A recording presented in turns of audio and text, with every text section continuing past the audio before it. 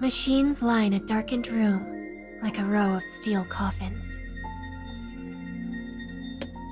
With a sudden noise, a single door swings open. The coffin contains a sleeping girl whose pure white hair reaches down to her shoulders. As her lashes flutter faintly, her eyelids slowly lift. Dark orange eyes shine out. They dart back and forth in an attempt to grasp the situation. The first thing she sees is a monitor affixed to the wall, then a dozen or so unmoving female figures. She blinks once and stares at their faces. She turns her gaze to each, one after the other. After a moment, she realizes they are all identical. Eyes, hair, lips, ears, skin, clothing, height, weight. Every detail is perfectly matched. The girl shows no surprise at this, but it's not as if she knew it was coming. In truth, she knows nothing at all. Her expression is simply blank as her shimmering white hair. She exits the machine and takes a few steps forward. She passes the other girls and comes to the center of the room, then looks around again. There are around a dozen girls, and an equal number of empty machines. It seems she is the last to awaken. The monitor is blank. Besides the floor and walls and ceiling, there is nothing else to the room. Having taken in the room, she now looks down at herself. Her clothes are the same as her companions. Her collar, which is high enough to hide her mouth, contains a small apparatus on the inside. The girl turns to look at the monitor. Her face appears on it, a reflection from what scant light exists within the room. The face in the reflection matches the other girl's. A pair of emotionless eyes stare back at her. After a time, the screen lights up blue. White shapes are projected on the monitor. They blink and change shape, over and over again. The girl understands nothing. She simply stares at the dancing figures on the screen. Suddenly, the apparatus in her collar springs to life, accompanied by a high-pitched sound. The moment it does, the girl's consciousness is flipped upside down. Voices ring in her head. Scenery dashes across her vision. Information flows inside her like a raging river. Her head feels hot. The hallucinations link together.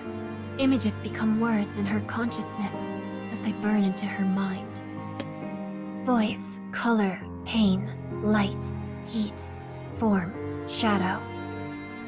Voice, color, pain, light, heat, form, shadow. Voice, color, pain, light, heat, form, shadow.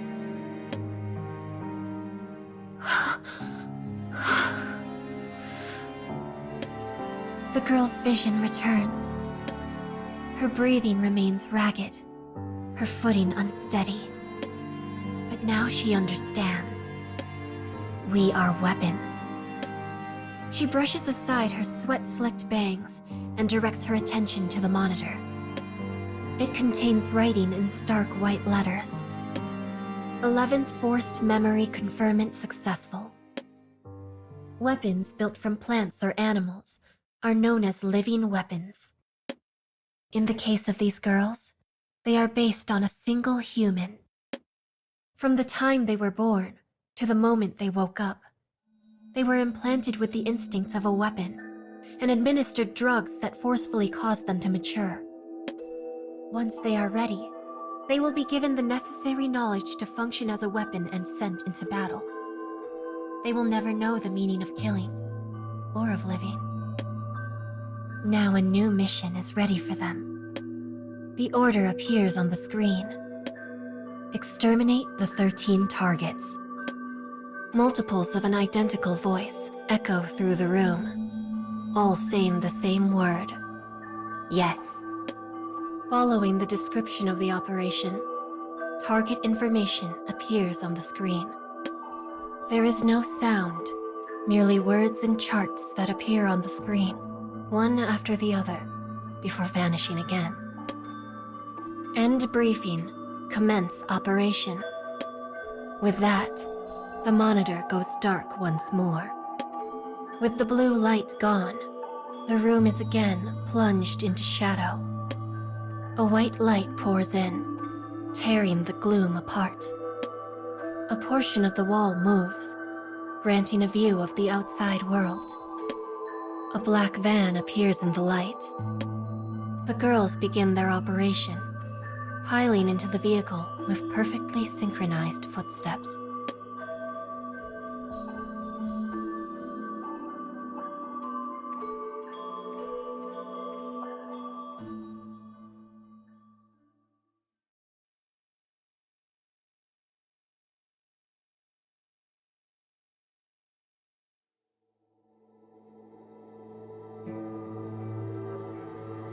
Approximately 21 minutes have passed since the beginning of the operation.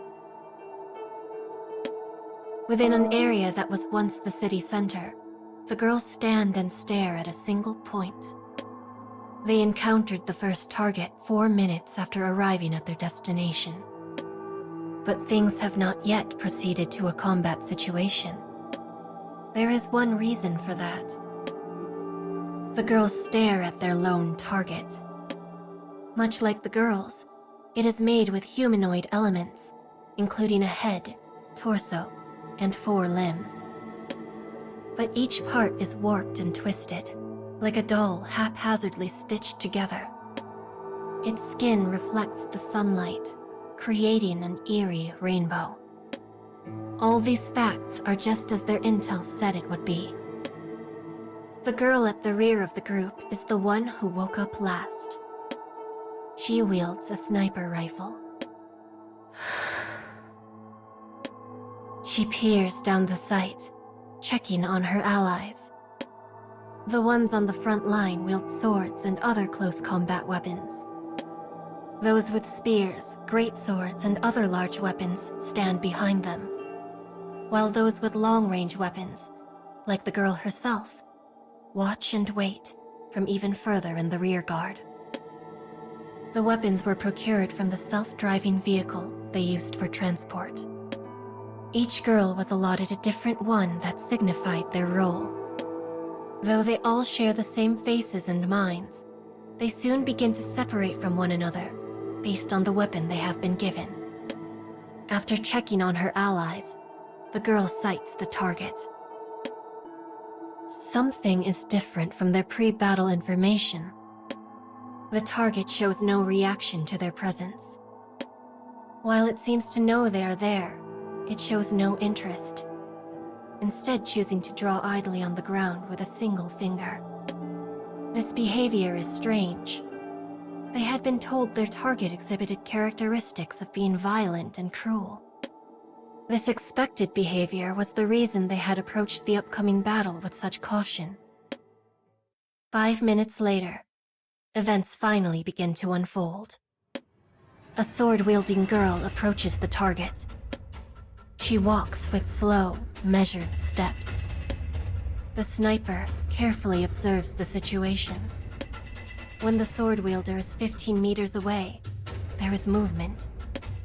Empty eyes turn to stare at her. They survey her calmly. The moment she raises her sword, the target leaps into the air. The battle has begun. The target twists in the air and uses the speed of its fall to slam its arms down on the sword wielder. She blocks the attack with the blunt edge of her weapon. A cloud of dust rises in the air at the impact. In the midst of it, the girl's eyes glow red. Empty eyes lock onto a crimson gaze. Both are shaped like humans, but both are false. A red light zips around within the dust. Blows and parries are traded with inhuman speed. Attacks collide. The red light stops. The dust slowly settles, exposing the pair. The sniper takes in a short breath and holds it. She pulls the trigger. The bullet pierces the air. The moment the sound reaches the target's ears, its left arm is blown from its body. The shock robs the creature of its ferocity. It slowly collapses into a defenseless heap. Another girl leaps forward from behind the sword user. Her spear pierces their foe, ending it. Target 1, silenced. The sniper thinks these words to herself. At the same time, she notices a strange sensation. Almost like a hole is being filled. But the girl does not understand what the feeling is, or what brought it about. As though confirming something, she looks at her palms. There is nothing there, even though she felt she had just obtained something. She readjusts the grip on her rifle and stands. With the strange sensation still in her chest, the girl and her companions set out for the next target. In front is the one who wields the sword. The roles given to them in battle had led her to assume a natural position of leadership. The girl in front looks down at her palm as they walk. She also does not know the source of her discomfort. What they feel is not joy in victory, simply excitement that their perfectly coordinated actions have led to success.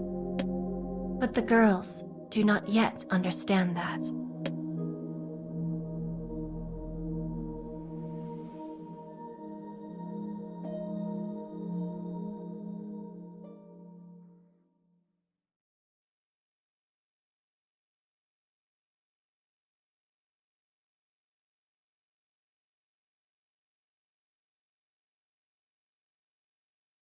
A white shadow dashes across the ruins. The girl runs silently. Ahead, her companions are locked in battle with a mighty foe. If her hurried footsteps make even the slightest sound, the operation will end in failure. Yet, if she slows her pace in hesitation, there would be many casualties. What's the best plan of action? The girl runs. She wipes her bloody hands on her sleeve, adjusts her grip on the rifle, and increases her pace. They encountered the mighty foe 15 minutes ago. They had just eliminated the 11th target when it happened. Calamity itself rose up above the ruins of a building. It stood nearly 10 meters high. Its body was a natural, an image of the human form, but forcefully stretched and enlarged, with skin scarred like an old road map. It was a mutant. A being that had somehow gained characteristics which typically did not exist in their kind. This information was shared with them before the battle. But while they expected the mutant target, they did not expect it to appear with such speed. The mutant fell from the sky like a meteorite, crushing one of the girls on contact. Before the group could even register this fact, it had felled another of their number. The girl's blood rained down across the ruined city. The mutant's empty eyes towered above them. Which brings us to the present. While the group successfully reorganized their formation, the battle has not yet turned in their favor. Dodging the mutant's constant blows, the girls deliver their own. But their blades cannot pierce its thick skin. Their movements begin to slow, exhaustion taking hold as attack after attack comes up empty. But then, the sound of an explosion from behind the target.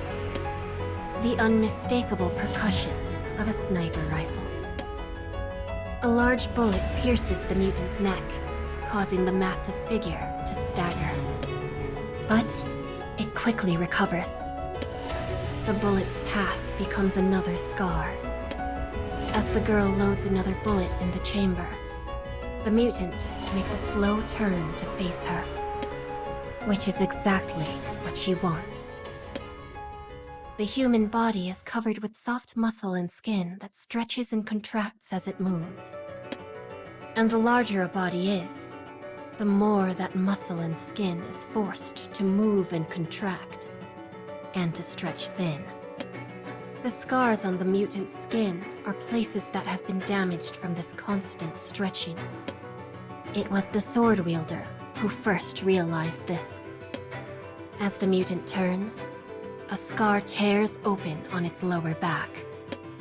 And while its attention is focused elsewhere, the sword wielder leaps high in the air and slams her weapon through the opening. The mutant lets out a cry as it crumbles to the ground. The girl continues running up its back, dragging her blade behind her to create a massive canyon of flesh and bone. Blood fountains from the wound, painting her red. The mutant falls face first onto the ground. The earth shakes, dust flies. The moment it falls, the remaining girls focus their attack on the head. Specifically the neck, where the bullet has created a new scar. The sniper fires again, creating a new furrow in the creature. The rest of the group attacks this new opening with relish. The mutant shivers. It howls. Its fingers contract, convulse, and then, finally, it moves no more. Watching from a distance, the sniper releases her grip on the rifle and lets out her breath. The purpose of holding her breath is to steady her aim. It is only natural to exhale after the shot, but this time, it almost sounds like a sigh of relief. She shoulders her rifle and prepares to rejoin the group. But before she can move, a sound erupts behind her. It is the 13th target. It had emerged from the ruins close to the isolated sniper, and now tears out her windpipe. Blood mists across the air. Crimson spreads over the ground.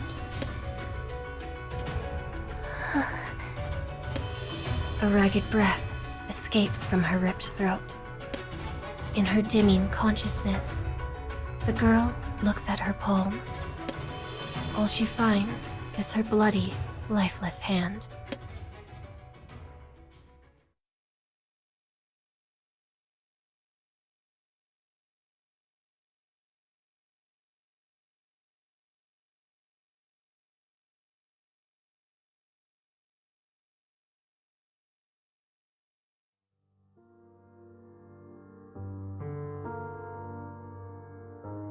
And so, the 13th target falls.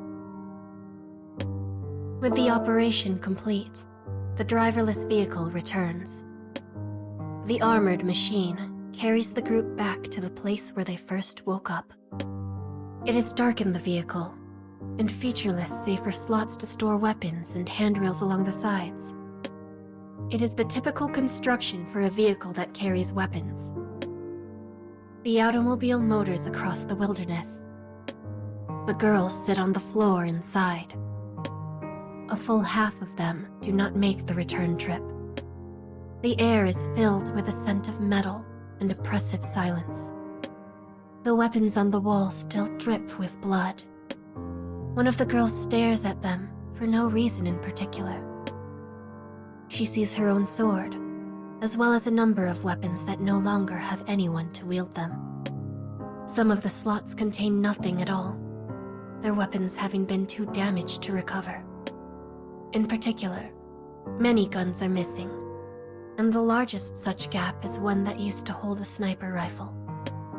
A thought crosses the girl's mind as she stares at the space. There is a hole that will never be filled. The journey continues. No one speaks.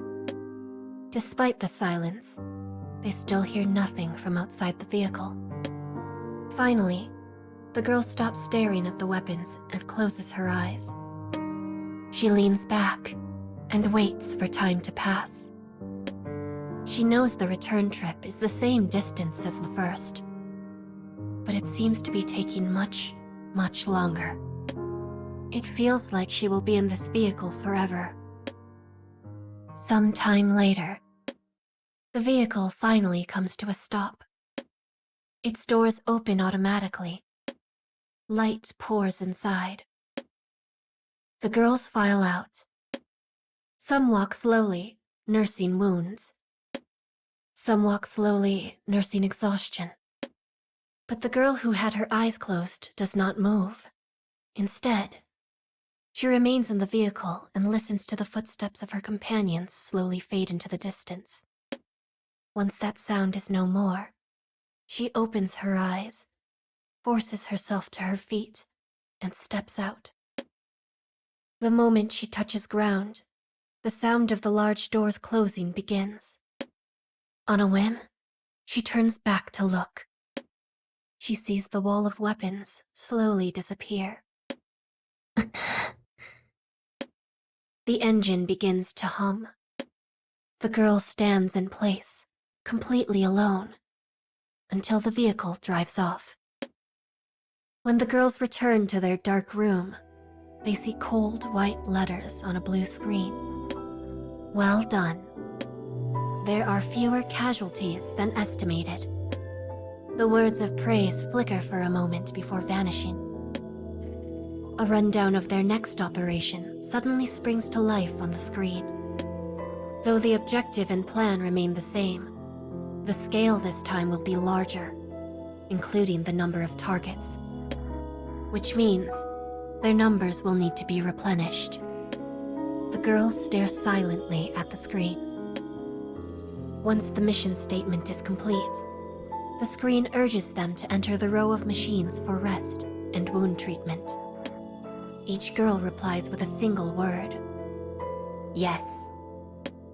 But unlike the last time, they do not speak in unison. The screen falls dark. The girls follow orders and return to their coffins. Inside, the girl who closed her eyes cannot stop her thoughts. They estimated the number of dead and injured. Those deaths have been predicted from the start. I am alive. But that only means I survived this day. If I die tomorrow, I will be replaced. The fight will go on. She feels a sense of unease. Her thoughts spin as she drops her gaze to her palms.